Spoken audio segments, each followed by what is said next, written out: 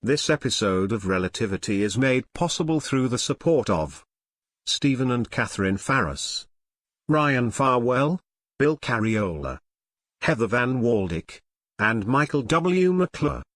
And by listeners like you who support us through Patreon. Learn how you can support this series and get exclusive content by visiting patreon.com/relativity. Get even more information about Relativity at relativitypodcast.com.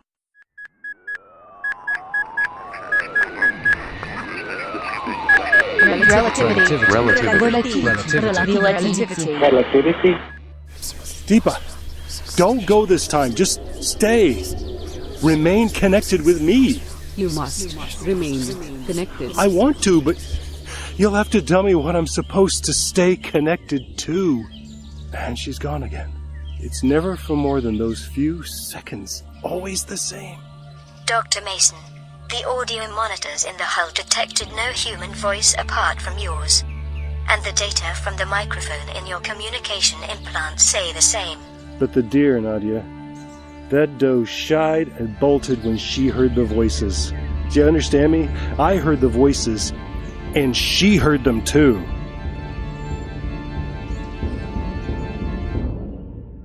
Relativity. Episode 29, in which puzzle pieces fall into place. I believe you are confusing causality with coincidence. You didn't see it then. She was standing there, sniffing at the grass, and then she looked up, and then boom, she scurried back into the forest. Nadia, she could hear the voices. I did not hear them. I detected nothing. Are you seriously suggesting that your audio sensors are better than the ears of a deer?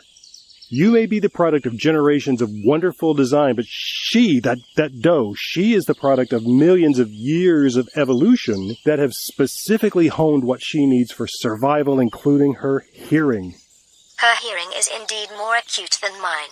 So it is also more acute than yours. So? So it is just as likely that she ran away because she heard something, perhaps very far away, elsewhere in the vastness of the habitat, something you did not hear. No, the timing is too close. You have the freedom to believe as you like, of course. My job is to present you with all possible information and perspectives. Yeah, well, I'm glad we got you back online. I really am. But is it now no longer possible for you to just stop talking to me? For a little while at least. Certainly. Please specify a time period. How about 2 hours? How would that be? I can do that. Now, during that time, I will respond if you call The for 2 me. hours start now, Nadia. Okay, now where was I?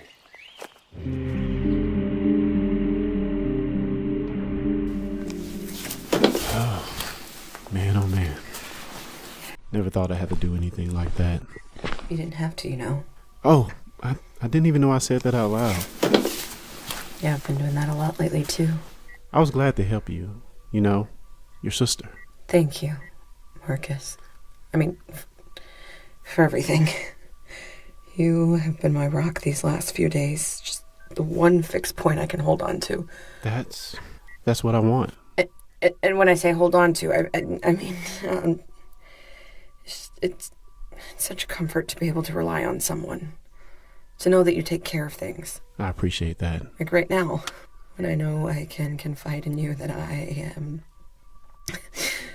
This is as close as I think I have ever come to having a complete breakdown. And I am determined not to let that happen. So I am going to go do what I do best and focus all my energy on one of the many challenges we have yet to overcome with this mission. Or you could rely on me to handle things here, and you can go home and have that breakdown. Not gonna do that. Even if I wanted to, I don't think my mother is gonna go home anytime soon, and I'm not leaving here without her. She's not going to stay down there. She thinks she has to watch Sybil sleeping, or something will go wrong, so obviously we'll just have to get her past that somehow. Well, how do you even do that? I don't know. Give me an update on Konieczny. The ship itself is reasonably in good shape. Of course, there are structural problems, and we'll have to figure out what to do about those if we're going to bring Dr. Mason back home. More like get him onto the destination. He wants to complete the mission by himself? He doesn't know what he wants. Except he does not want to come back here. Says he joined the mission to get away from Earth in the first place. So he's still asleep, right? I've lost track of time. I hope he is. It's only been a couple of hours now. And I have news for him when he wakes up. Yeah? Yeah, I got the master password that will unlock Peter Mimler's journals. Marcus, that's terrific. How did you get it? I asked the ship's computer for help. And before I could stop her, she connected me to the GSA Deputy Director's office. And somebody answered there? The Deputy Director himself. I guess computers have everybody's direct lines. I'm sure they do. So you have the password? Yeah. It's just Captain Sedana's mother's name. Lakshmi. Can you believe that? I think that's called hiding in plain sight. Well, once Dr. Mason has that, he can download those journals and maybe find out why Peter Miblin sabotaged the ship in the first place. We could download them right now. You don't want to wait for him? No, apparently asking other people how they feel about important decisions is not something that I do. I don't understand. Never mind. See what I mean? I wasn't even aware that I'd said that out loud, so let's get the data and just start going through it, because Dr. Mason isn't the only one who wants to know exactly what happened and why. All right. Nadezhda, I've finished moping around in the habitat and I'm ready to be sociable again. I am glad to hear it. I'm walking to sickbay so I can write some things down. I have a theory now about why Peter planted that bomb in the forward section of the ship, and it may even explain why I'm hearing voices I shouldn't be able to hear. It all makes me really, really want those journal entries he recorded. Then you will be glad to know Mission Control now has the MCOP. The what? Oh, right, the master password thing. That's great. What is it? Extremely simple. Captain Sedana's mother's name. Lakshmi. Well, I wish they'd called me when... Patch me through, okay? Connecting you now. Sophia, I mean, Konieczny to Mission Control. Mission Control receiving you. Doctor, you're supposed to be in bed. I'm supposed to be doing a lot of things I'm not doing. Listen, my computer says you have the MCOP. We do. And we've downloaded Peter Miblin's journals and we're analyzing them now. See, this is why I have trouble sleeping. Whenever I'm sleeping, other people are doing things I want to do. And I think you told me once this is exactly what you used to tell your mother when you were 10 years old. Well, it was true then and it's true now. I felt sure you would appreciate the head start on sifting through all of this information. It's 5 years of audio and video journaling. I just want the last few weeks, and the computer can do a content analysis in no time at all. We started that process and it has already yielded a great deal of data to examine. So what are you finding? Nothing remarkable yet, but Marcus and I really just started reviewing the content analysis. I'm a little surprised you're there. Last I heard you were at home. Came back. Oh, so is how's Sybil? She's downstairs in the cryo chamber. What? With my mother weeping over her and refusing to leave. Sophia, that's great, but you told me you didn't want to use the cryo chamber, that it should be used for people who were more important or something. I changed my mind, and I don't want to talk about it anymore. Sybil is safe now, and I'm moving on with my work, which includes solving this mystery. Okay, I respect your... Okay, and hey, if you're looking for other things to think about, try this one on for size. I heard the voices again. What, again? Including you must remain connected? She said it again, and I was in the habitat when it happened, and Sophia, there was a deer grazing nearby, and when she heard the voices, she jumped and bounded into the woods. She heard the voices? Nadia says she didn't, but I say she did. We have to get to the bottom of this. There are too many loose ends here, too many mysteries going on all at once. I think all these paths are going to meet in the journals of my former friend, Peter Miblin. We have to look for any suggestion that he was experiencing something like what I experienced. The weird view of space you get from this ship, the voices, all of it. If we can find out why he responded the way he did, it may explain everything. I agree completely, and I have Marcus reading every line of the content analysis, and I'll start reading all of the transcripts as well. Okay, I'm heading back to my workstation now so I can join the party. I'm sorry. This is Datacom interrupting for the flight director. What's happening? You're needed downstairs. Oh, understood. Cover me here, Marcus. I'm on my way down. Flight director going offline. Marcus, are you still there? I am. So you're reading the analysis of the journals? I am, and right now I'm looking at all the times he used the words indicating he was an angry man, and may have passed himself off as sweet and kind when he was around you, but his word choices. They're a portrait of a man in a deep, burning rage. I don't know what else to call it. He hit it well because I would never have guessed. He talks a lot about hiding and about ways to get around things, like how to avoid people or how to make it look like he's done one thing and he's really doing something else. It's hard to believe. He uses the phrase being watched a lot. He seems almost obsessed with that. He didn't like at all the surveillance on the ship. I think he worked on ways to get around it. Ways to... for a medical guy, he was brilliant with computers. Could he have figured out how to keep the ship's life sign monitors from tracking him? I think that's very likely. If he did, Marcus, if he did that, he could still be alive. He could still be alive and somewhere on this ship.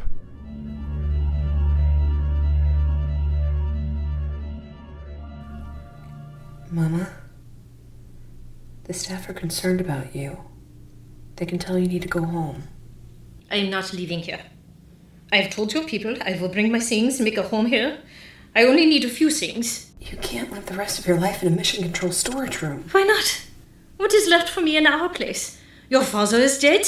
One daughter sleeps for 100 years and the other one is never home. What is left for me? I promise you, I will spend more time with you at home from now on. I swear it to you. But you can't stay here. It isn't good for you. And what is good for me? Do you know? I know that keeping vigil over somebody in suspended animation is pointless and maudlin, and the longer you stay here, the worse it will get. How can you not understand the pain I feel? How? Stop it! Just stop it! Okay? Do you think you're the only one who's suffering? Just because we did the right thing for Sybil doesn't mean that this isn't killing me. Mama, Sybil's gonna live, but the odds that I will ever talk to her again, that I'm never gonna get to tell her how sorry I am that we had to do this. The pain is just... it's eating me alive, and you are making it worse. Oh. Liebchen, that's good. You cry out everything that hurts you. That's good. We will cry together, all right? We will cry together. I have to send you home, Mama. You will send me alone? I'll go with you. No, I will go with you. I will have to come straight back here. You understand? But I will not send you home alone.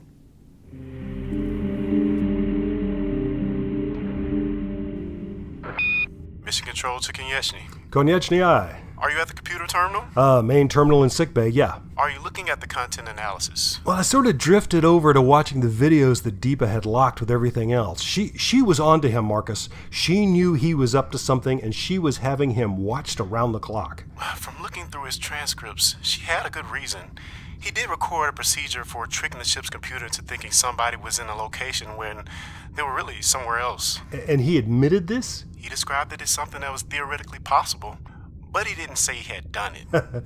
Well, Peter was always a vain, self-congratulatory so-and-so. What you found is him bragging about what he's done without saying what he was bragging about. So you think he did it? Ran some kind of program that could confuse the tracking system? I do, and as a result, I am calling up the life sign locator data for the day of the explosion, the hour before, and...